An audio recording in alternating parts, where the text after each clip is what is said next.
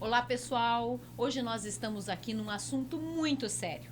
Eu, delegada Tatiana Guzella, delegado Xerifão, deputado estadual Tito Barrichello e também a Naná do Tias e Tios do Zap. Nós temos um convidado muito especial com um tema muito mais relevante para o Brasil do que qualquer em outro momento político na vida do nosso país.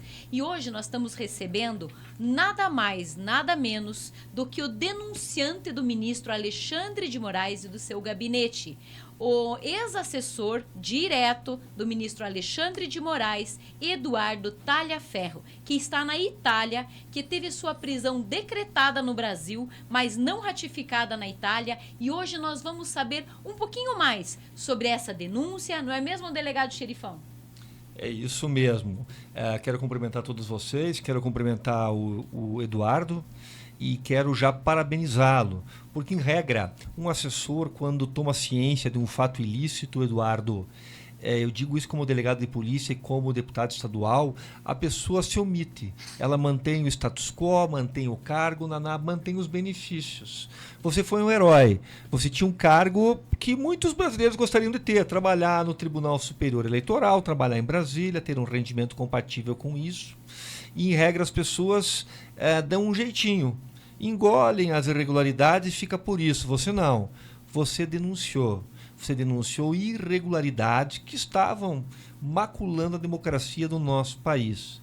E você sofreu consequências. Então, eu, como deputado estadual, eu vou homenageá-lo na Assembleia Legislativa do Estado do Paraná com o título de honra ao mérito. Sei que você não vai poder estar presente. E, ao mesmo tempo, eu também sou cidadão italiano. Aqui está o meu passaporte. Eu vou oficiar o governo italiano, vou oficiar todas as autoridades italianas, como deputado estadual e como cidadão italiano, da perseguição política que você está sofrendo no Brasil e que você seja tratado como um refugiado político na Itália, que é o teu direito. Naná? Então, hoje eu estou nessa entrevista representando o povo, porque, na verdade, essa é uma situação que é pouco compreendida pelas pessoas que não têm muito acesso. Então, às vezes eu vou fazer uma pergunta para você, muito simples, porque é como o povo enxerga as coisas que estão acontecendo. Então, quando eu fazer a pergunta para você, é para o povo mais simples, mas o povo que ama o Brasil, que quer saber o que está acontecendo, como é que é Alexandre de Moraes, o que o Alexandre de Moraes pensa, como é que foi viver com ele todos esses anos, né?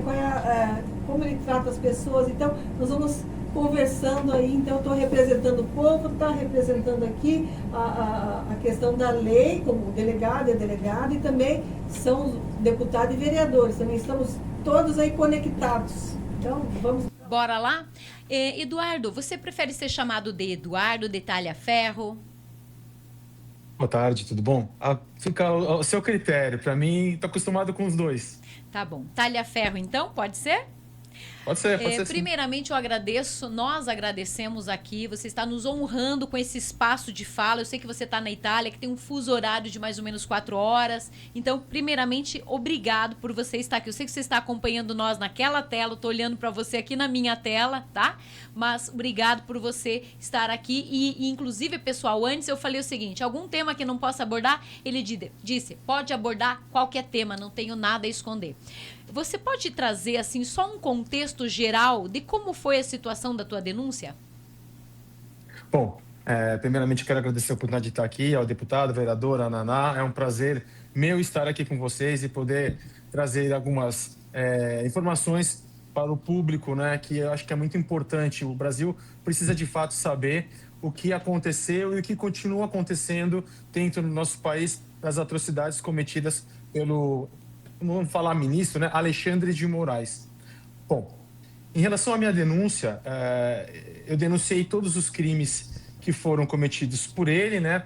Através do gabinete tanto do STF quanto do Tribunal Superior Eleitoral, do TSE, aonde ele ditava as regras e pedia tanto para o TSE quanto para o STF articularem, né? Fazerem relatórios, fazerem decisões, focado somente no espectro político, né? Somente num lado, que era o lado da direita. Era uma perseguição descarada aos personagens de direita do Brasil.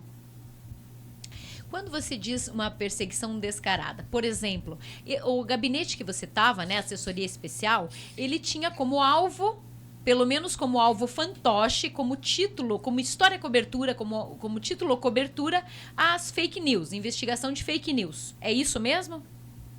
Exatamente. Na verdade, ele era uma coisa no papel e era outra coisa na realidade. Essa é a minha primeira pergunta. Não sei se vocês concordam que é uma pergunta relevante. Perfeito. Né? Como que era de fato? Qual era o título da assessoria especial e o que de fato ela realizava? E eu faço mais uma pergunta concomitante, Thalia Ferro. Se essa investigação acontecia contra o pessoal de esquerda, de direita ou de centro, ou se era uma investigação específica contra determinados grupos. Porque eu, como delegado, já digo a vocês, nós investigamos toda pessoa que comete crime, seja de direita, de esquerda, branco, negro, não importa. Né? A raça, origem, credo, religião. Havia um direcionamento? Essa é a nossa pergunta. Bom, vamos lá. O gabinete era assessoria especial de enfrentamento à desinformação. Eu fui convidado a fazer parte desse gabinete, na verdade, a priori, para eu ser perito no Supremo Tribunal Federal, mas quase que em cima da hora me colocaram no Tribunal Superior Eleitoral como chefe de gabinete. A minha intenção de ir para esse gabinete não foi almejando valores, mesmo porque eu fui para ganhar lá por volta de 12, 13 mil bruto, enquanto como perito eu ganhava por volta de 160 mil reais no Brasil. Eu era muito bem requisitado, tinha muitos trabalhos a fazer. Então, o meu intuito de ir para esse gabinete foi justamente, como qualquer pessoa formada em direito, né, almeja um dia estar na corte mais alta do país. Sonho. E eu também não fui diferente dos outros. A oportunidade apareceu de uma forma, primeiro, como eu falei, para ser perita, mas depois para ser um chefe de gabinete, óbvio que dentro da minha área, e eu abracei. Bom, chegando lá, o que eu vi, né? Eu vi que não se tratava, de fato, ao que me foi prometido, ao que me foi combinado, né?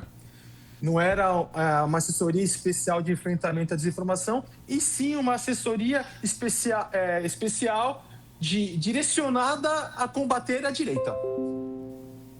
Entendeu? Todos os pedidos, eu desafio aqui o ministro Alexandre de Moraes a me apresentar um único pedido para analisar um personagem de esquerda naquele momento. Se ele me trouxer um único elemento com o relatório assinado por mim, com perícia feita, eu abro mão de tudo. É porque não existe.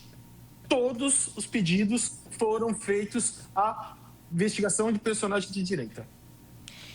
Então você está me dizendo que era uma investigação direcionada, porque uma investigação em regra ocorre contra todas e quaisquer pessoas que estivessem praticando a desinformação. Então era uma investigação direcionada a um determinado grupo político e não ao grupo político que detinha o status quo, no caso o Partido dos Trabalhadores e a esquerda. Não, era exatamente direcionada a um único espectro político, a direita. Então eram todos os personagens, exatamente. Todo e qualquer personagem, óbvio que ele já dava os nomes, não era... A gente não recebia a missão, investigue a direita. Não. Investigue Alan dos Santos, investigue Constantino, investigue Figueiredo, Zambelli, Daniel Silveira. Então os nomes já vinham determinados. E é o que eu volto a dizer, nunca existiu um único nome de um elemento pertencente à esquerda. Então tinha nomes políticos, influenciadores digitais, pessoas que têm redes de comunicação de direita, aqueles que criticavam o governo. E me diz uma coisa, na sua opinião, isso caracteriza uma aliança com o atual governo do PT ou não? Olha, eu entendo dessa mesma forma também.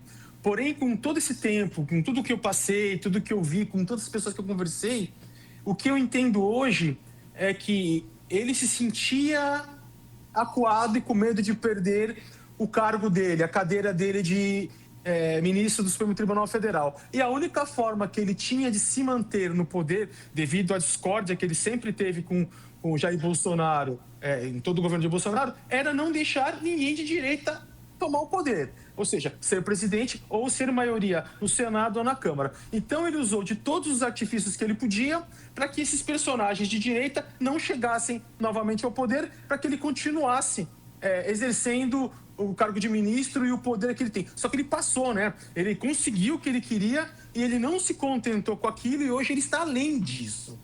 Além disso, entendeu? É uma mente psicopata, que ela não está preocupada, acho que talvez tanto com dinheiro, mas sim com o poder. Ele tem sede de poder. Quantas pessoas tinha, já que você era o chefe do seu gabinete, né, desse gabinete especial, quantas pessoas tinha sob seu comando para fazer esses relatórios encomendados? Bom, dentro do gabinete a gente tinha por volta de 8 servidores para atender todo o país e que faziam os relatórios, mas praticamente o próprio gabinete do STF e as pessoas que estavam em volta dele também municiavam o gabinete com pedidos. Ou seja, além do teu gabinete, tinha toda a equipe do próprio Alexandre Ministro de Moraes, do TSE. Tinha mais algum órgão que também estava subordinado a essas ordens contra as pessoas de direita? Ou que você saiba só o seu gabinete? Digamos que a diretoria de inteligência policial da Polícia Federal, eu nunca falei isso para ninguém, através do Fábio Shor, que era o delegado. Não. Que era o Fábio Shor, que era o delegado de polícia, que ainda atua com ele, trabalha com ele, também participava disso. Tudo era um trabalho em equipe entre Tribunal Superior Eleitoral, Supremo Tribunal Federal, no gabinete dele lá, e a diretoria de inteligência policial da Polícia Federal em Brasília. Fábio Shor, ele é delegado da Polícia Federal em Brasília. Exatamente, ele é o delegado da diretoria de inteligência policial. Diretoria da Inteligência E esses Policial. grupos, então, se predispunham a investigar pessoas determinadas a pedido do ministro Alexandre de Moraes e produzir relatórios específicos. Exatamente. Eu não tinha acesso particularmente aos relatórios feitos pela Polícia Federal, salvo em alguns momentos que precisava que eu fizesse algo a mais, né? Que eu aperfeiçoasse algo, como, por exemplo, a busca e apreensão do Luciano Heng e dos empresários, que aconteceu em agosto de 2022. Ali eles precisavam que eu fizesse um mapa mental. Eu, como tinha uma semana de tribunal, não conhecia ninguém, eu nunca fui uma pessoa ligada à política, então eu não conhecia os nomes, não conhecia as pessoas. Então, como ele pediu para fazer uma manipulação no processo, porque é um processo físico, criar um relatório, ele pediu isso para o Ayrton Vieira e não para mim. Eu não sabia, depois que eu fiquei sabendo quando chegou a mim. Ele, por sinal, também acredita que não sabia que o Ayrton tinha pedido para mim, porque o Ayrton, incrivelmente, um desembargador não sabe usar um computador, então precisou do meu auxílio. Então, para que eu pudesse criar os mapas mentais e fazer um relatório dentro do que eles tinham pedido, eu precisava conhecer a história e os personagens. Foi aí que chegou até mim um monte de documento da Polícia Federal, aspectos do Supremo Tribunal Federal, tudo circulado, o que eu precisava fazer e quem era quem. Aí, nesse momento, de fato, eu tive acesso e vi que a Polícia Federal cooperava diretamente com o Alexandre de Moraes. Em relação a esse relatório do Luciano Heng, então, esse relatório ele foi feito por vocês na época e embasou medidas persecutórias por parte do Supremo Tribunal Federal. Esse relatório ele foi produzido a pedido do ministro Alexandre de Moraes, com provas, em tese, trazidas pela Polícia Federal. É isso? Não. O relatório, a priori, a busca e apreensão, ela se lastreou somente numa matéria do Amado no Metrópolis, um absurdo. O Amado, no dia 18 ou dia 19 de agosto de 2022, ele fez uma matéria dizendo que existia um grupo de WhatsApp dos empresários do Brasil que estavam conspirando contra a República. E o Alexandre de Moraes recebeu isso ou do Amado ou de alguém e imediatamente pediu a confecção de um relatório. O que eram os relatórios? Porque essas pessoas pensam que é um relatório muito aprimorado. Não, o relatório nada mais é do que assim, olha, recebi do Alexandre de Moraes ou de qualquer juiz dele um vídeo ou aquela própria publicação do Amado. Uhum. Exatamente. O que a gente tinha que fazer? Verificar se aquela matéria de fato era verídica, ir no site, pegar a matéria, colocar fisicamente no relatório, com prints, com tudo, e tentar buscar nas redes sociais daqueles personagens que ele tinha detectado mensagens ou áudios, publicações que comprovasse que o cara estava manifestando o seu direito político de contestar. Eu vejo dessa forma. Então, eu colocava isso no relatório, as URLs, os prints e encaminhava para ele. Dali, ele fazia o quê? Pedia os bloqueios e fazia o que queria. Ou seja, sem prova nenhuma, nem investigação. Apenas com base numa notícia de alguém que poderia eventualmente ser mentira, né? Poderia não ser. E mesmo se tivesse, não teria problema nenhum, né? Ou de ter grupos de WhatsApp. Me diz uma coisa, então esses relatórios que você produziu com a tua equipe foram, de fato, usados pelo ministro para cercear alguma liberdade de outras pessoas? Foram usados? Sim, exatamente. Tá. Foram usados, quando não para busca e apreensão, foram utilizados para derrubadas de perfis e pedidos de esclarecimentos à Polícia Federal. Algum desses relatórios depois foi encontrado prova, alguma prova mesmo objetiva ou subjetiva, ou algo mais robusto para eventuais condenações futuras? Não tive contato, porque dentro do meu trabalho era só a equipe produzindo os relatórios, encaminhado para ele. Dali para frente, todo o procedimento era feito para ele. Vinha, de vez em quando, um pedido para a gente certificar alguma coisa que tinha em rede social. Mas as decisões e o que era feito eram com juízes já. Ou do TSE, quando ele tinha mais urgência, por ele ser o presidente e conseguir burlar todo o caminho, ou pelo Supremo Tribunal Federal, que era um pouco mais lento, tinha que seguir, entre aspas, o rito do STF, não o rito do gabinete dele, e eles tomavam as decisões lá. Talhaferro, só para eu entender então. Então, relatórios eram produzidos com provas simplesmente das redes sociais, da internet, e a partir desses relatórios, medidas persecutórias como busca e apreensão eram realizadas pelo Supremo Tribunal Federal, sem mais provas efetivas da necessidade de medidas extremas como essa. Exatamente. Era ali que começava tudo. Ali já começava a condenação da pessoa. Por que você diz que começava a condenação? Já havia um direcionamento, você compreende, para a condenação? Porque, em regra, uma prova ela busca verificar se o fato aconteceu ou não aconteceu. Você sentia que o ambiente ali não era para buscar a verdade, era para a condenação? É isso que está me dizendo? Bom, o senhor, como policial, sabe como funciona o trabalho. Que não deveria ser feito por ele porque ele é um juiz. Lá ele atuava como um policial. E não vou dizer nem um delegado, como um investigador, talvez. Aonde ele fazia o quê? Ele já trazia o nome e a intenção dele era pegar fatos daquela pessoa e prender.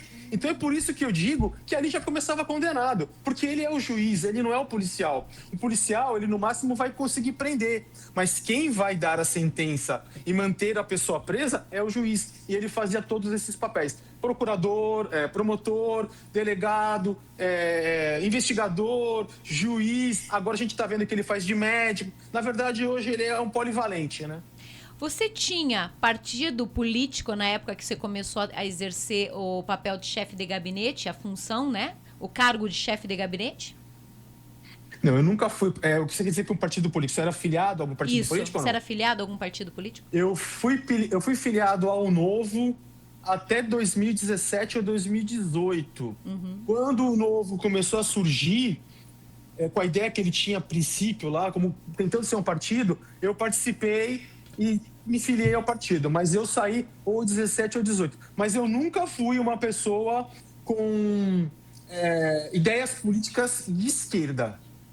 Entendeu? Perfeito. Talhaferro, deixa eu dar uma pergunta. Você fala em relatórios preparados. O que você quer dizer com relatórios preparados? Relatórios que vinham determinados como deveriam ser feitos por ele. Ou seja, imaginemos que o senhor tenha colocado uma publicação falando ali que o Lula é ladrão, ou Perfeito. falando que, vamos falar, que as urnas foram fraudadas, entendeu? Ele pedia, verificar isso aqui, eu quero um relatório com base nisso. A gente confeccionava o relatório, buscava, de fato, esses elementos dentro da internet, nada com coisa que não existia. De fato, era reproduzido o que a pessoa tinha feito. Só que quando chegava nele, ele falava assim: não, isso aqui é pouco, eu quero mais. Eu preciso de mais elementos. Não se contentava com a verdade. Não. Tem um áudio que foi vazado aí, que o pessoal publicou, que eu vi na internet. É uma conversa entre eu e o Ayrton, que o Ayrton fala aquele lá do use a sua criatividade. Por quê? Quando chegou na Revista Oeste, Eu falei, olha, só tem matéria jornalística aqui, não tem nada do que ele está falando. Ah, você sabe como o ministro é, o ministro quando ele cisma tem que fazer não sei o quê. Dá os seus pulos aí, coloca uma conversinha mais ácida, isso, aquilo, usa a criatividade. O que eu não fiz. Eu peguei exatamente o que estava no site e coloquei lá, entendeu? Tá. Quando eu já vou passar até para a Naná também, mas só para deixar claro, você trouxe aqui as regras da investigação, que nós, como delegados de polícia, trabalhamos por vários anos e nunca podemos escolher o alvo. O alvo, se existe primeiro o crime, né, ou a ameaça de haver um crime.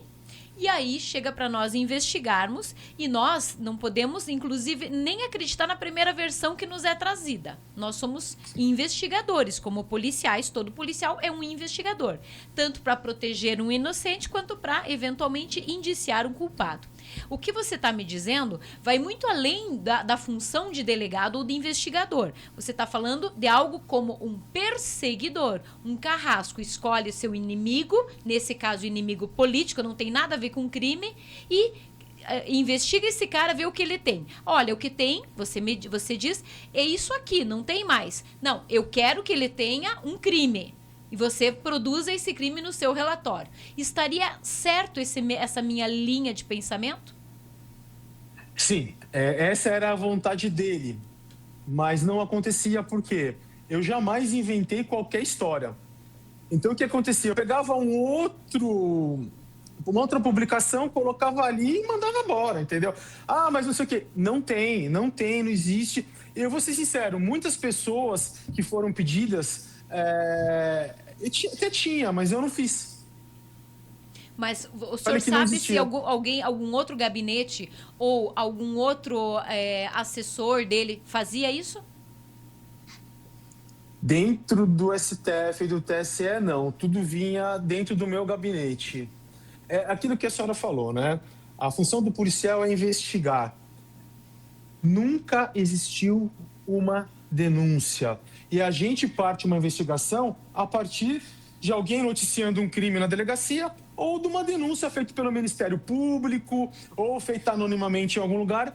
E isso nunca aconteceu. Você está nos dizendo que nunca houve uma denúncia contra essas pessoas que você colocou no relatório, que foi solicitada e passada para vocês o nome através do gabinete diretamente do ministro Alexandre de Moraes? Exatamente. Muito grave. Então, na prática, ele escolhia a pessoa que ia ser investigada, escolhia que o relatório fosse, nas suas palavras, ácido, ou seja, que tivesse alguma coisa, e se esse relatório não tinha aquilo que poderia gerar a incriminação, ele mostrava desgosto. Raiva. Ódio. Raiva? Ao ponto de ofender as pessoas, falar que se era ele que tinha que fazer o relatório, que a gente não tinha competência, que éramos incompetentes. E você falava com ele diretamente, olho no olho? Graças a Deus, não. Eu falei com ele, olho no olho, em quatro situações só. E, óbvio, já participei de reuniões que ele estava, mas não falei com ele. E tive umas 2 reuniões online com ele. Porque ouvir isso é terrível. Em uma certa vez, eu estava inclusive em Londrina, numa perícia que eu tinha que fazer no tribunal, e teve uma audiência, teve uma reunião online, na qual ele chegou e falou para que ele ia demitir todos os meus servidores do gabinete. Ele estava descontente, ele falou, eu vou exonerar todos vocês, cada um em um estado, porque não precisava estar no gabinete em Brasília. Ele obrigou todos a estarem no outro dia em Brasília. Imagina um servidor que ganha R$5.000, que paga do seu bolso a passagem, ter que sair de Alagoas e se deslocar a Brasília, hotel, tudo, porque o tribunal não paga. É um carrasco. É um carrasco. Era isso que eu estava pensando aqui. Estava querendo fazer uma pergunta sobre um aspecto humano do Alexandre de Moraes, se é que existe, né? Como que ele trata as pessoas, porque o povo, que a gente quer entender, porque ele é um malvado tão grande que a gente quer entender o que está na cabeça desse homem, como é que ele tratava as pessoas dos gabinetes, as pessoas que trabalhavam para ele, como ele humilhava, como é que era? Ele humilhava, ele era grosso ao ponto das pessoas chorarem e não suportarem. Eu não sei como a Cristina consegue trabalhar com ele, porque muitas vezes ela me confidenciou que não estava aguentando. O próprio Ayrton Vieira disse que já tinha passado muito além do limite que ele poderia suportar, porque a gente sabia que era difícil. O Ayrton Vieira me narrou um fato uma vez, que antes de eu ter entrado no tribunal, que parece que ele já trabalhava mais tempo com ele, em um 7 de setembro, anterior a 2022, ele chegou a desmaiar de tanto nervoso, de tanta pressão. Quem que chegou a desmaiar? O desembargador Ayrton Vieira. Que trabalhava diretamente no gabinete do ministro Alexandre de Moraes. Exatamente, inclusive na Justiça amigo do pessoal. Trabalho, isso se chama assédio moral. Né? Na Justiça do Trabalho, sim. no geral, nós falamos do assédio moral. Isso aconteceu. Sim. E reiteradamente, que exige reiteração, né? Para o assédio moral exige reiteração, ser de forma sistemática, e isso ocorria. Com todos que não faziam o que ele queria. Na verdade, nunca se ouviu um elogio. O trabalho era pautado em ofensas, em pressão.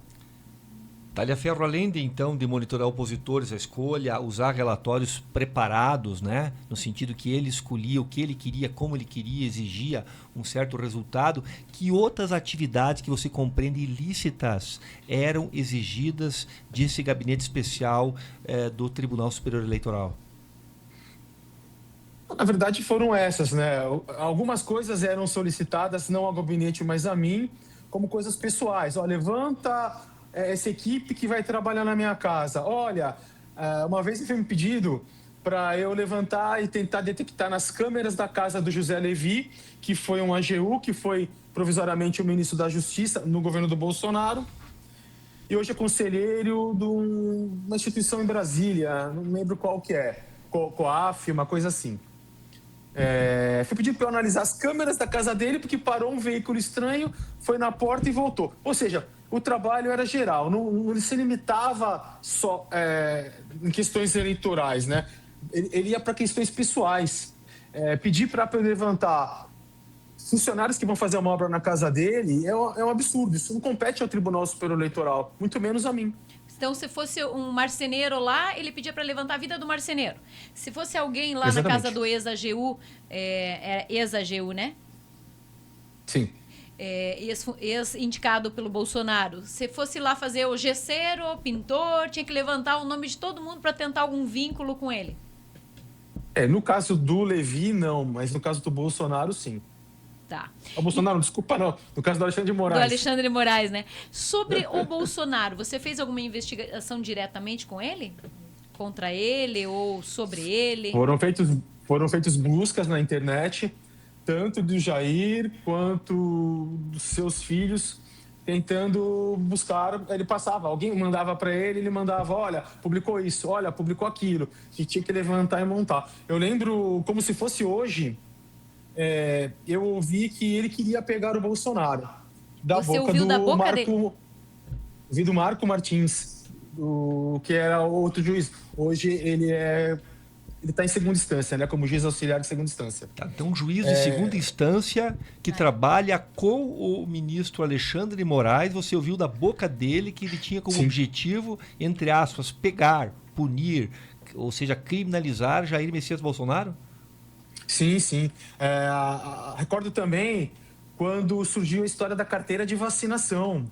Me falou assim, olha, você viu, pegaram uma carteira de falsificação, uma vacina falsa do Bolsonaro. Foi a partir desse momento que surgiu a famosa ata aí do golpe, né?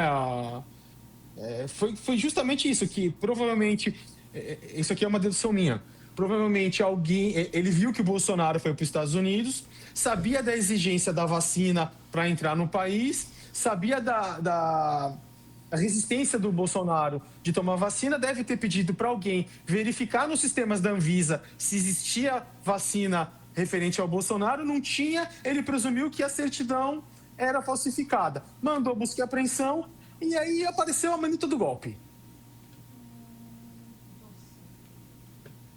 Ou seja, ele usou de um subterfúgio, que no direito penal tem uma teoria da árvore envenenada, né? O que Sim. anula todos os atos posteriores que não tiveram o primeiro ato de forma legal, usou de uma ilegalidade para chegar na casa do Bolsonaro, com base numa pseudo-vacina falsa que ele não tinha certeza, para entrar na casa do Bolsonaro e, com isso, achar aquele documento, aquele rascunho que foi achado. É isso? Pior que o fruto da árvore envenenada, que a gente conhece essa teoria do direito, é o próprio juiz partir com todo o procedimento, do zero, porque não tinha nada. Como que o juiz, sem ser provocado por qualquer outro órgão, instituição, tomar uma decisão e já... É como ele fez comigo. Ele, de ofício, mandou eu investigar o meu advogado, o juiz que eu denuncio. É tudo um absurdo. Só para esclarecendo aqui o pessoal que está nos acompanhando, quando a gente fala que o juiz, o juiz é inerte, o juiz não pode começar uma investigação. Ele não pode. Quem pode começar uma investigação é a polícia, as forças policiais, as diversas que existem, inclusive a Polícia Federal e a Polícia Civil nos estados, que são as polícias investigativas, ou então o Ministério Público. Normalmente vem de uma notícia crimes ou vem da própria investigação, né? Através do boletim de ocorrência ou de uma cena criminosa que a polícia toma ciência.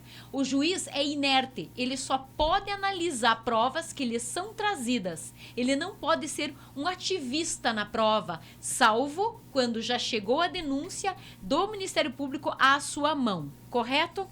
E ali ele partia para investigar, escolhendo os alvos, então ele investigava, dava prisão, ou seja, esse processo totalmente inquisitorial, muito similar ao que se fazia com o rei da Idade Média. Você concorda com esse meu posicionamento? Exatamente, e em conluio com o Procurador-Geral da República, na época Vice-Procurador-Geral Eleitoral, Paulo Gonet. O Paulo Gonet, nessa época, então, estava no TSE. Não, estava na Vice-Procuradoria-Geral Eleitoral. Ele era Vice-Procurador-Geral. Quem era o Procurador-Geral? Não sei, não me lembra. recordo. E o Procurador-Geral, ou o Vice, que era o Gonet na época, teve alguma influência ou conversou com o seu gabinete ou com alguém também pedindo alguma dessas provas? Sim. Uma vez eu recebi uma mensagem do Lucas, que era o secretário executivo de Paulo Gonet na Vice-Procuradoria-Geral Eleitoral, dizendo, a mensagem eu tenho comigo aqui, dizendo o seguinte, olha... o Dr. Paulo Gonet já conversou com o ministro Alexandre de Moraes, eles estavam conversando pela manhã, e o ministro Alexandre de Moraes pediu umas coisas para o Paulo Gonet, você poderia passar, não sei o quê, uma coisa assim, entendeu? Aí eu vi, já sabia mais ou menos o que eram pessoas que seriam investigadas, dados, e eu passei diretamente ao Gonet, não passei ao Lucas. E o Gonet me respondeu, tudo bonitinho. Ou seja, aquela mesma história da Lava Jato, que acabou, foi pro buraco, aconteceu de forma pior, na mais alta corte deste país. Apenas também esclarecendo, um dos argumentos para anular várias provas da Lava Jato era a proximidade que foi alegada que o juiz Moro tinha com o procurador da República, Deltan Dallagnol. E isso foi usado como motivo para anulação do conteúdo produzido pelo Moro. E só lembrando que a Lava Jato tinha a Polícia Federal que investigava de forma independente, o Ministério Público que tinha a força-tarefa, um juiz de primeiro grau, que era o Dr. Sérgio Moro, que não encomendou nenhuma, que nunca encomendou nenhuma investigação. Não satisfeitos, recorriam ao Tribunal Regional Federal da 4ª Região, não satisfeitos, recorriam ao STJ e não satisfeitos, recorriam ao Supremo Tribunal Federal, inclusive. E o TJ e o STJ, até o próprio STF, o STF confirmaram as decisões do Moro na época. Sem Ou dúvida. seja, não tinha problema Tanto nenhum. O Tribunal Bem Regional diferente do agora. Tanto o Tribunal Regional Federal da 4ª Região, que é o Tribunal do 2º Grau, confirmou, quanto o STJ confirmou, quanto o STF. Deixa eu te fazer uma pergunta, então. Hoje você está sendo acusado de violação de sigilo, coação no curso do processo, obstrução de investigação e tentativa de abolição violenta do Estado Democrático de Direito. Taliaferro. E organização criminosa. E organização criminosa. Deixa eu fazer uma pergunta bem específica em relação ao crime mais pesado daqui, que é a tentativa de abolição violenta do Estado Democrático de Direito. No dia 8 de janeiro, Você foi a Brasília protestar? Você estava lá entre os patriotas que estavam buscando democracia ou não? Na verdade, eu estava do outro lado. Eu estava lá no TC. Eu estava na Itália, no 8 de janeiro. Eu estava na Itália. Fiquei sabendo porque me ligaram que tinha acontecido aquele episódio em Brasília. Eu tive que orientar a minha equipe para poder fazer as famosas certidões. Então, vamos dizer que eu estava do outro lado do golpe. Se o golpe existiu, eu estava do lado do antigolpe. E hoje eu respondo por golpe. Mais uma pergunta, as tuas redes sociais de alguma forma fomentaram, apoiaram esse golpe? Eu estou tentando seguir uma linha de raciocínio para poder concluir que havia pelo menos indícios de que você apoiava o movimento de 8 de janeiro, que para mim não é golpista, né? É um movimento de manifestação popular. Mas sim, considerando que fosse golpista, você em alguma rede social colocou alguma coisa, uma mensagem de WhatsApp, algo? Nunca. E eu nunca tive nenhum político e nenhuma publicação política nas minhas redes sociais. Vim ter agora seguir e ser seguido por políticos depois que eu me tornei uma pessoa pública, depois que eu denunciei, porque até então ninguém, nunca. As minhas redes continuam intactas com todas as publicações e é possível observar que antes de 2023 eu nunca tive qualquer contato com política. E a tentativa de abolição do Estado Democrático de Direito ali é violenta, no caso. Você possui arma de fogo, alguma coisa registrada? Possuo. Sou CAC. Mas eu estava na Itália nesse dia, não estava lá. Na verdade, eu deveria sim ser acusado de atentado violento aí, né? Porque eu trabalhei junto com ele para que isso acontecesse.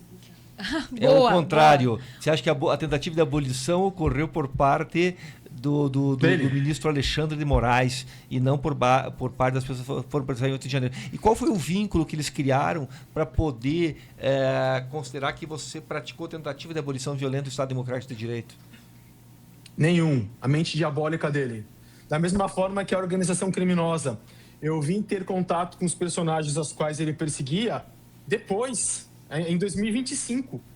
Entendeu? E não tenho qualquer investimento recebido de ninguém. As minhas contas estão aí livres para qualquer um olhar, analisar. Aliás, ele sabe como fazer isso. Ele é um juiz, é só ele pedir, fazer uma decisão aí, como ele faz para outras coisas, e analisar as minhas contas bancárias, as contas da minha família, dos meus amigos, e vai ver que nunca recebi qualquer valor de alguém que ele tenha perseguido ou de algum parente dessas pessoas. Ou seja, vou até ser mais pontual. Nunca recebi um valor fora do que se compete ao meu trabalho. Perfeito. Você acha que nós estamos falando, quando falamos no ministro Alexandre de Moraes, os seus assessores, os seus gabinetes que estão ao seu dispor, e também o próprio Paulo Gonet, hoje, né, PGR, você acha que nós estamos falando de uma organização criminosa? Sua opinião. Quando você começou a falar, só veio isso na minha mente. É uma organização criminosa de fato. São golpistas de fato. São ditadores. Naná, o povo, você representa o povo. Não, na verdade, nós estamos preocupados com você, né? Eu gostaria de saber de você como a sua família está reagindo a isso na sua vida. Você na Itália está sendo bem amparado, e se você, a gente sabe que todos esses processos custam muito caro, né? Eu gostaria de saber de você se você está precisando de alguma ajuda, como você tem pago todas essas suas contas por causa desses processos. O que você precisa? Eu tenho aqui feito o possível e o impossível para, não vou dizer sobreviver, porque quando a gente é pai, a gente se preocupa com os nossos filhos. Então, se nossos filhos têm, nós já estamos alimentados. Infelizmente, o meu algoz bloqueou todas as minhas contas. Não se contentando com isso, eu não consigo sequer receber pagamentos que eu tenho pendentes na justiça, de processos dos quais eu atuei. E não consigo ser contratado por ninguém porque as pessoas têm medo. Têm medo de me contratar. Bloqueou bens, bloqueou veículos, bloqueou até seguro de vida, PGBL, VGBL, ele bloqueou tudo. Eu não tenho acesso nenhum em nada, eu não consigo vender um bem, eu não consigo trabalhar, eu não consigo receber. Se não fossem doações de Pix que eu recebi de brasileiros, as minhas filhas estariam passando fome e nós aqui também. Eu tenho o que eu falei, fizeram algumas campanhas para me ajudar, é o que tem até hoje me alimentado minha família, e estamos aqui, tenho que custear advogado, que em euro eu não tenho. No Brasil, eu ainda consigo não pagar pela minha notoriedade, mas aqui na Itália eu não sou conhecido. E eles não estão muito preocupados com o que é Brasil. Então aqui eu tenho que pagar, não tem outro jeito. Você pode disponibilizar para a gente depois o seu Pix, para que a gente possa pedir aí doações para você, ajudar você. A gente terminou o nosso tempo aqui, eles têm agenda, acredito que você também está preocupado aí com a sua agenda, né? Aí vou passar a palavra para eles fazerem as considerações finais, para a gente encerrar então a nossa entrevista. Doutora Tatiana? Thalia Ferro, você acha que a tua audiência, né, está marcada para o dia 17 de dezembro? Isso. Que vai ser semana que vem. Você acha que o que a justiça italiana decidir para você pode influenciar o julgamento da Zambelli, que está marcada para o dia seguinte, dia 18 de dezembro, na justiça italiana? Eu espero que sim. Apesar de alguns erros que ela tenha cometido, ela foi sim de fato perseguida. Ela não merece estar passando pelo que está passando. Ela não merece estar encarcerada todo esse tempo. Ela não merece ter tido tudo bloqueado. Ela merecia ter um julgamento digno, com todas as suas possibilidades de defesas e uma avaliação justa. Porque não adianta você ter direito à defesa e tudo que você apresentar não ser aceito. Tudo que você apresentar, ele não aceitar, não querer, não é verdade. Porque na mente diabólica dele é uma condenada, vai ser condenada, entendeu? Então eu espero que, de fato, a justiça italiana não me extradite. A gente tem excelentes provas para que isso não aconteça. Se acontecer, será um fato político, será um envolvimento político, que eu acredito que na Itália isso não aconteça, pelo menos na região de Catanzaro. Você é cidadão italiano? Sim, sou cidadão italiano. Existe a regra do cidadão italiano não ser extraditado? Não existe aí na Itália? Não, ele pode ser extraditado. Pode. Só mais uma questão que eu gostaria de entender. Você chegou a investigar a Zambelli nos teus relatórios enquanto estava lá? A Zambelli foi diversas vezes foi alvo de pedido do ministro Alexandre de Moraes? Sim. Diversas vezes, inclusive ela mandou ofício perguntando de mim pro TSE, falou de mim na comissão, que assim, era o direito dela, porque ela estava se sentindo agredida, e ela tem que se defender. Quer dizer, que além de ser agredida, a gente não tem mais o direito à defesa, de expressar. Cadê nossa liberdade de expressão? Cadê nossa liberdade de defesa? Mas sim, de fato, ela foi investigada, né, pela ED, inclusive o relatório, não vou dizer relatório, um laudo pericial daquele evento da arma de fogo foi feito por mim. Caiu num processo no TSE, ele não tocou para frente, vazou, todo mundo ficou louco, mas foi pedido a mim para fazer um laudo pericial, não foi nem um relatório, um laudo pericial referente àquele dia que seria utilizado. Ou seja, você fez um laudo pericial e não foi utilizado juridicamente nos processos? Não. Esse do caso da Zambelli, não. Você tinha a função de fazer laudo pericial. Você fez um laudo pericial que não interessava ao ministro, então ele engavetou o seu e criou outro dele. É isso ou eu me enganei? Se ele criou outro, eu não sei, mas que o meu foi engavetado, foi. O que eu posso te dizer também que diversos documentos foram produzidos e nunca foram utilizados. Um caso interessante é o do Roberto Jefferson, que numa sexta-feira ele pediu que tinha que ser para ontem. Eu trabalhei, a Ayrton Vieira trabalhou, o Marco Martins Vargas trabalhou, que ele ia fazer uma busca na segunda-feira. A busca não aconteceu na segunda, a busca não aconteceu na terça. Depois de ele ter muito infernizado a gente, aí eu questionei o Ayrton, eu falei, doutor Ayrton, mas e aí? Ele fez a gente fazer tudo isso, fez aquela palhaçada, trabalhando que nem louco, ele não fez nada. Você sabe como que é o ministro. Ele foi usar aquilo 30 dias depois. Por que eu estou falando isso? Porque ele tinha o hábito de pedir muitos documentos, guardar ou para ameaçar ou para usar na hora que ele quisesse. O melhor momento político para ele. Você acha que ele Isso não é fazia direito. esses relatórios que não usava? Você acha que houve alguma negociação com os alvos ou você acha que isso não aconteceu? Eu nunca tive contato com relação a isso, mas hoje eu não duvido de que isso possa ter acontecido. Sim, só no mundo da suposição, por óbvio. Mais uma perguntinha. Você acha que a prisão do Bolsonaro, que ocorreu dia 22, estava pronta já? Com certeza. Da mesma forma, a minha pet, que eu fui denunciado, né? Foi votado, eles aceitaram a denúncia e ao invés de eles reconduzirem para uma ação penal, eles publicaram lá um trânsito em julgado. Com meu nome, começou tudo bonitinho. Ou seja, provavelmente eu já tenho uma sentença condenatória pronta, entendeu? Isso é padrão, ele já faz tudo, ele já tem tudo pronto. Ninguém se insurge na Corte Suprema sobre essa situação? Nenhum outro ministro? Ou os outros ministros sabem, são iguais, são coniventes? O que o senhor pode me dizer sobre os demais ministros da Corte Suprema? Falar que os outros ministros não sabem seria ser um ignorante, um louco, ou sei lá, qualquer coisa. Porque não existe sequer uma pessoa nesse país que não saiba. Imagina os ministros que têm o conhecimento técnico-jurídico e estão ali do lado. O próprio André Mendonça, que foi colocado por Jair Messias Bolsonaro, nunca se manifestou. Ele tem um habeas corpus impetrado em julho deste ano por uma pessoa que fez, não é minha defesa, por um advogado que fez, que está engavetado. Nós impetramos um outro HC, o trancamento, não sei se foi em outubro ou no começo de novembro, pedimos prevenção porque estava na mão do André Mendonça, foi parar na mão do Toffoli e foi julgado. Então, ou seja, o André Mendonça sabe o que está acontecendo, o André Mendonça tem conhecimento de um monte de peças que devem estar na mão dele e estão paradas.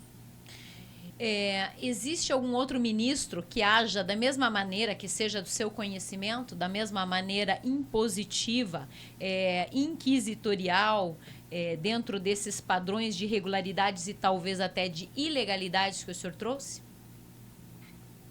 Eu não tenho conhecimento, mas eu acredito que com essa mesma sede, igual Alexandre de Moraes, eu acho que no mundo não existe. Existiu na história do mundo, mas no mundo não existe. Mas também não duvido que de uma outra forma, talvez mais sutil, mais leve, os outros ministros façam isso. Mas eu não posso afirmar. Isso é uma suposição por a gente ver esse silêncio todos. Que é aquela história, né? Quem vê o crime e não comunica o crime, participa do crime. Então eles estão sabendo de todos os crimes que estão acontecendo.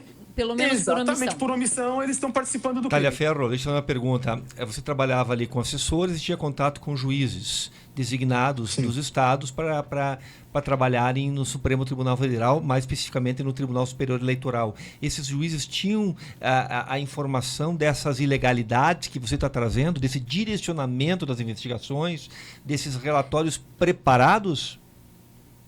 Sim, inclusive tem um áudio no meu telefone do próprio Ayrton Vieira, que era um desembargador, aliás, é um desembargador, que ele fala, embora o ministro saiba o que é certo, o ministro faz assim, tal, embora eu não esteja aqui exercendo o meu cargo de desembargador, mas quem assina é o ministro, então eu não posso fazer nada. Eles tinham medo de que as coisas viessem à tona, só que as coisas vieram à tona, eles são protegidos e agora é escancarado, não tem mais medo de nada. O Senado Federal, alguma vez, agora, né, com tudo isso acontecendo, todo o Brasil sabendo dessa história, muita gente passando pano, né, colocando ela para baixo do tapete, o Senado Federal, que tem esse poder de impeachment os ministros de Alexandre de Moraes, algum dia o senhor soube se manifestaram, se houve alguma revolta do Congresso Nacional? A única manifestação que eu vi foi quando o Moraes pediu a minha prisão, a minha extradição. Aí eu fui convidado para falar no Senado, e posteriormente na Câmara. Naquele mesmo período aconteceu aquela votação para o impeachment de Moraes. Aquele momento, sim, eu vi uma manifestação feita por eles. Nesse sentido, né, de Moraes, mas não vi mais. Mas acredito que eles continuam trabalhando mas infelizmente estão na mão de Alcolumbre. Óbvio que deve existir algum remédio jurídico para que esse impeachment vá para frente. Não é possível que morre no Alcolumbre e ninguém investiga, ninguém audita Alcolumbre e ninguém pune Alcolumbre. Porque senão nós Do estamos... senador Davi Alcolumbre, você tomou ciência de alguma irregularidade dele ou de algum vínculo pessoal que ele tivesse com o ministro Alexandre de Moraes na época? Não, nunca veio a mim nada dele e eu só vim conhecer o nome de Alcolumbre quando ele passou a ser o presidente do Senado. Eu não sabia nem da existência do nome. O ministro Alexandre de Moraes, ou alguém a seu mando, veja bem, ou alguém a seu mando, Talhaferro, fez algum pedido, alguma encomenda de investigação contra o próprio senador Moro, já que ele foi o ator principal da prisão do Lula? Eu não me lembro com tanta precisão disso ter acontecido, mas assim, levemente deve ter vindo alguma coisa, algum pedido para verificar alguma rede dele, como veio de outros senadores, né? Sim, apenas averiguação das redes sociais. Sim. Não elaboração de relatório específico. Não, que eu me lembre, não. Tá. Talhaferro, você hoje vive com medo. Você você acredita que você possa ser alvo de mais alguma retaliação além da jurídica, ou digo fisicamente, você e Natália, você acha que você está protegido? Olha, dessa turma a gente pode esperar tudo.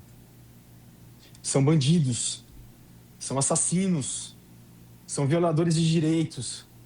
Então, na mente diabólica de Alexandre de Moraes, com a sede de me calar, tudo é possível, porque a obsessão dele é o meu telefone. Mas eu posso mandar aqui por WhatsApp não, por FedEx, meu telefone, porque esse telefone está replicado em N telefones, replicado em N nuvens, e nada vai mudar ele ter em posse o telefone, porque ele é muito contundente em falar do meu telefone. Então eu não duvido que exista algum meio de ele agir aqui.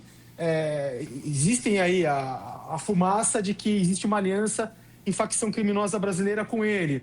E essa mesma facção criminosa tem um braço, né, aqui, inclusive na província que eu estou, na Calábria, que é a Anhangreta, né, que tem um vínculo com o PCC, Primeiro Comando da Capital. Então tudo é possível, né? Mas eu sou sincero com vocês, o meu menor medo é morrer. Eu não tenho medo de morrer. Eu morro com a minha consciência tranquila de ter feito o correto, de não ter feito nada contra ninguém, de ter honrado sobre o nome dos meus antepassados e de ter honrado a minha família, as minhas filhas. Se meu nome for para a história, ele vai ter que ir como o nome de uma pessoa que fez o certo. Perfeito. Porque é aquilo que eu volto a falar, eu durmo tranquilo, porque mesmo nos relatórios eu nunca fiz uma mentira. Era exatamente o que a pessoa tinha publicado, nem mais e nem menos. Última pergunta, Talhaferro. Se tem algum fato novo que você ainda não trouxe para o Brasil a respeito do Tribunal Superior Eleitoral, a respeito do ministro Alexandre de Moraes, ou o que você tinha para falar você já trouxe? Eu tenho bastante coisa, tenho bastante conversas. Eu fiquei 8 meses nessa corja e conversei com diversas pessoas pelo WhatsApp. Não foi só com os juízes, foi com chefes de gabinete, foi com delegados de Polícia Federal.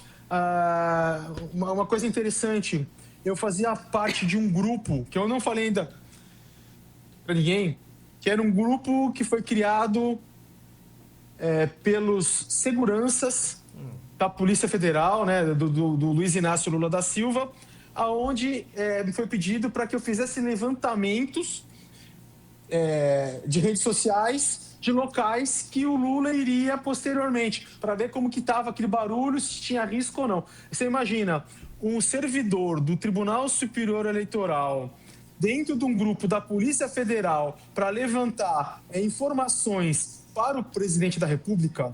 Isso é normal? Faz parte do trabalho?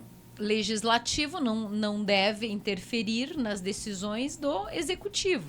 Essa é a regra. Independência dos poderes, né? Do judiciário. Pois é. Judiciário e executivo, corrigindo aqui.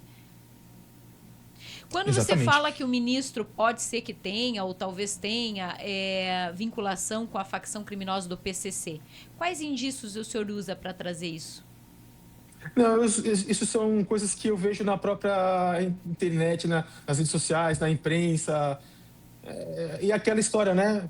Os senhores, como delegados, sabem, aonde há fumaça, há fogo. Entendi. Gente, mais alguma pergunta? Naná, Não, quer eu falar uma só coisinha? gostaria de pedir para você falar o seu Pix aqui Isso. no ar para a gente divulgar e eu vou colocar também na Tá. descrição do vídeo. Tá? Ó, estão me confirmando Só um aqui que é isso. segundo. edupix 2025 @gmail.com. Exatamente. Você que quer ajudar, pode doar com qualquer valor que a família está passando necessidade, com tudo bloqueado. Exatamente. Inclusive salários, gente, bloqueados.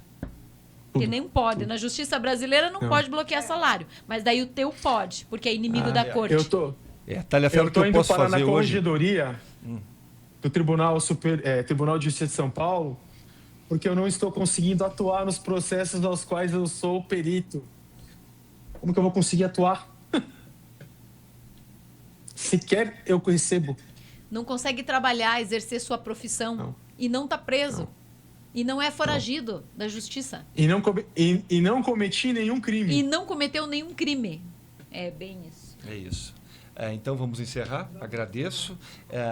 A delegada Tatiana, como vereadora, vai também expedir um ofício do gabinete dela Sem para a dúvida. justiça italiana, para o governo italiano. Eu vou fazer o mesmo no meu gabinete e você conta com o nosso apoio. Depois também, se puder passar, através dos os seus conhecidos aqui no Brasil ou diretamente, qual e-mail, onde nós devemos encaminhar essas solicitações, né, representando aqui pessoas políticas no Brasil, qual que é o endereço, se você já tiver e quiser falar, eventualmente outros vereadores, outros políticos, outras pessoas do povo também possam mandar, né, esse pedido. E esse pedido tem que ser em italiano? Pode se fazer em português. Vai lá no Google, traduz para o italiano e coloca português e italiano embaixo. Português e Fiquem italiano tranquilos que eles vão embaixo. entender. Aham. Eles Perfeito. vão... É a corte de Catanzaro, com Z. Catanzaro é a Com terceira CA, seção penal. Catanzaro. Catanzaro. Com Zaro. Z. É. Corte de É a cor- Catanzaro. Aham. Corte de apelo, com 2 L's, de Catanzaro. Tem algum Na internet, se buscar, tem os e-mails. e-mails? Aham. Vamos enviar. Ok. Nós temos Entendeu? aqui, não temos agora, mas vamos também deixar aqui na descrição você, qualquer um do povo que acha que é injusto, faz o texto em português, coloca no Google, traduz e manda os dois por e-mail para ajudar aqui, para pressionar a justiça italiana para que a justiça seja feita. Mas essa justiça que a gente quer é uma justiça de verdade com J maiúsculo. É isso, Eduardo. Eduardo, tem mais alguma coisa que você queira trazer aqui para o pessoal que está nos acompanhando? Queria agradecer muito ao povo brasileiro, a todas aquelas pessoas, políticos ou não políticos, que estão junto comigo nessa batalha. Não é uma batalha do Eduardo Tagliaferro, é uma batalha do Brasil. E me silenciar, me encarcerar, para o Eduardo Tagliaferro, eu sou sincero com vocês, não vai mudar muito a minha vida. Talvez eu ficar encarcerado ou eu morrer seja hoje a solução de vida para mim, porque eu não vou ter mais problema. Mas eu calado, eu não vou poder mais tentar levar a justiça para esse país, tentar levar aos 4 cantos o que está acontecendo no Brasil. Hoje eu tenho essa bandeira, eu tenho essa missão de trazer, de levar a verdade para todos os cantos. Então eu peço a todos aí que orem, que rezem dentro do seu credo, dentro da sua religião, que agora no dia 17 de fevereiro, ao meio-dia na Itália, eu estou a mais 4 horas do Brasil, será a minha audiência, e com fé em Deus e a tudo que existe nessa terra, nesse mundo, vai dar certo e eu vou poder continuar tentando levar a liberdade para aqueles que são injustiçados. Quero dizer que quero que você se sinta abraçado pelo grupo das tias e os tios do Zap. Nós estamos atentos a tudo que está passando, tá? Obrigado por você nos contar sobre todas essas coisas, que é muito importante. Isso vai ficar na história do nosso país. Você faz parte da história do nosso país. Obrigada. Eu que agradeço toda essa oportunidade. Eu nunca entendi o porquê eu fui parar dentro da mais alta corte do país. Aquele garoto, filho de um bancário, que estudou direito, estudou engenharia, que que nunca teve envolvimento político, nunca conheceu ninguém muito para cima, caiu de paraquedas ali. E do mesmo jeito que eu entrei de paraquedas, eu saí numa explosão, montaram um monte de coisa errada para mim, a qual eu fui absolvido. E hoje eu entendo que Deus me colocou ali para eu ter aquela atuação, e da mesma forma que ele via que eu não conseguia sair de uma forma comum porque não deixava, ele me tirou forçadamente e ele continua me mantendo com forças, com tudo, com sinais, para que eu possa continuar a minha vida. Só mais uma passagem. Antes de chegar na Itália, eu fiquei em Foz do Iguaçu, depois eu fui para Puerto Iguaçu, e no momento de desespero, porque eu não conseguia entender o que estava acontecendo. 6 horas da manhã, acordei, um dia muito chuvoso, eu desci em Porto Iguaçu, ali tem uma pracinha que vai para... Tem feira, tem tudo ali, e chovendo. Isso era 6 horas da manhã. Fui na beira do rio, voltei e eu falava assim, Deus, por que eu? O que o Senhor quer de mim? Por que eu? Eu não tinha nada para estar nisso. Me dá uma luz, me dá uma orientação, o que o Senhor quer de mim, o que eu devo fazer? Mas não dei 2, 3 passos e eu caí em frente a um monumento, de uma placa que condecorava, que fazia menção aos presos políticos da Argentina. Aí eu falei, agora eu entendo. Agora entendeu, resposta de Deus. Delegado Xerifão. Exatamente. Quer se despedir? Talhaferro, parabéns pela coragem.